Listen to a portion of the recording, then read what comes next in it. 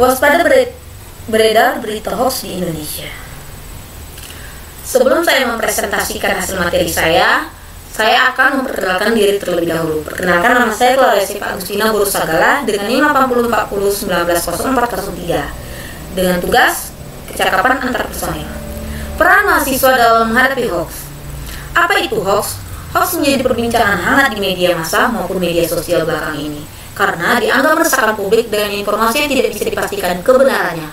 Pada dasarnya, hoax adalah berita atau konten bodong yang dibungkus sedemikian rupa agar terlihat bisa dipercaya.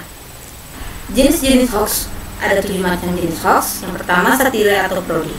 Konten jenis ini biasanya tidak memiliki potensi atau kandungan niat jahat, namun bisa mengecoh. Contoh, pengisian BBM gratis di SPBU pada tanggal 29 dan 30 Februari. Faktanya, pada bulan Februari hanya sampai tanggal 28. Jadi, ini adalah hoax ya teman-teman. Yang kedua, misleading content atau konten menyesatkan. Konten jenis ini dibuat secara sengaja dan diharap mampu mengiring opini sesuai dengan kehendak membuat informasi untuk menjelek-jelekan sesuatu. Contoh, mengonsumsi tempe dapat menyebabkan kanker. Faktanya, di dalam tempe banyak kandungan dan vitamin yang dapat mencegah sel kanker. Yang ketiga, imposter konten atau konten tiruan. Konten ini mencatut pernyataan tokoh terkenal yang berbentuk konten tiruan melalui konten serupa dengan aslinya. Penipu akan membuat konten serupa mungkin sehingga terlihat asli. Contoh, hoax pesan berantai hadiah 50 juta dari Baimo. Faktanya, Baimo tidak pernah menyebarkan pesan berantai hadiah 50 juta. 4. Fabricated content atau konten palsu. Konten ini menjadi jenis konten palsu yang paling berbahaya dan 100% tidak bisa dipertanggungjawabkan dan biasanya mengatasnamakan perusahaan atau institusi. Contoh, surat edaran Polri himbauan tentang penculikan anak berumur 1-12 tahun. Faktanya, tidak ada laporan penculikan anak berumur 1-12 tahun dan Polri tidak pernah menyebarkan edaran penculikan anak. Yang kelima, false connection atau koneksi yang salah. Ciri pada konten ini adalah ditemukannya judul yang berbeda dengan isi berita di dalam konten jenis ini biasanya diunggah demi memperoleh keuntungan berupa profit atau publikasi berlebih dari konten sensasional. Contoh, Indonesia akan mengadakan program 1 suami 2 istri. Faktanya, dalam video ini terdapat kewarganegaraan dari Malaysia yang sedang melakukan wawancara program 1 suami dan 2 istri. Dan Indonesia tidak pernah mengadakan wacana untuk melakukan atau mengadakan program 1 suami 2 istri. Jadi, sudah pasti bahwa ini adalah hoax ya teman-teman. Yang keenam, false context atau konteks keliru. Konteks ini membawa pernyataan foto atau video peristiwa yang terjadi pada suatu tempat. Namun, secara konteks yang ditulis tidak sesuai dengan fakta yang ada. Contoh, istri sah labrak wanita simpanan Direktur Garuda. Faktanya, pada video tersebut adalah 2 wanita yang sedang bertikai di Hermes Hotel dan korban dari pelaku labrakan ini adalah belum sama sekali melaporkan kepada pihak polisi. Jadi dinyatakan bahwa ini apa yang tertulis itu tidak sesuai dan hanya hoax. 7. Manipulated content atau konten manipulasi. Konten ini biasanya berisi hasil editan dan informasi yang pernah diterbitkan media besar dengan tujuan mengecoh publik. Contoh, video bayi bermata 3.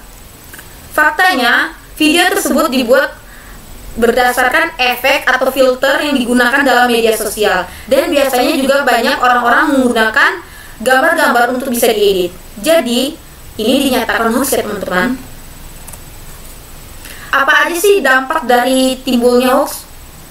Dampak dari hoax yang pertama adalah menyebabkan ketidakpercayaan. Banyak terjadinya masyarakat yang tidak percaya akan suatu hal. Yang kedua, dapat memecah belah masyarakat hingga antar negara. Yang ketiga, menyebabkan kerugian besar kepada masyarakat. Yang keempat, banyaknya komentar-komentar negatif yang bersebaran di mana-mana dan isu-isu yang sangat-sangat negatif. Yang kelima, terjadinya perundingan atau bullying yang menyebabkan kebencian kepada seseorang hingga dijauhkannya. Jadi, apa saja peran mahasiswa dalam mengatasi hoax? Dengan cara aksi nyata yang dapat dilakukan sebagai berikut. Yang pertama, mahasiswa membentuk kelompok anti hoax dengan cara memberikan edukasi kepada masyarakat agar tidak mudah terprovokasi dengan berita yang tidak jelas kebenarannya. 2. Bijak dalam memanfaatkan internet, gunakan internet secukupnya saja. Yang ketiga, membudayakan membaca yang baik dan benar agar mendapat intisari dari sebuah berita.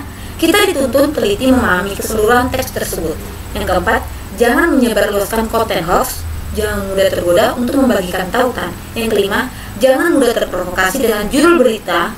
Bersikap kritis terhadap apapun yang didapat. Saring sebelum sharing dan cari keaslian, juga cek sumber beritanya. Yang keenam, jangan dengan sengaja membuat dan menyebarkan propaganda atau pesan kebencian atas seseorang atau instansi tersebut. Seperti terlihat di sini adalah dua siswa yang sedang melakukan aksi anti-hoax. Please deh, hoax terpenting. Ada satu kata mutiara dari hitam putih, what is faster than light? Idea people share hoax news, yang artinya apa yang lebih cepat dari cahaya, orang yang menyebarkan berita hoax. Thank you. Maaf jika ada kesalahan dalam presentasi ini, saya akhiri. Selamat pagi.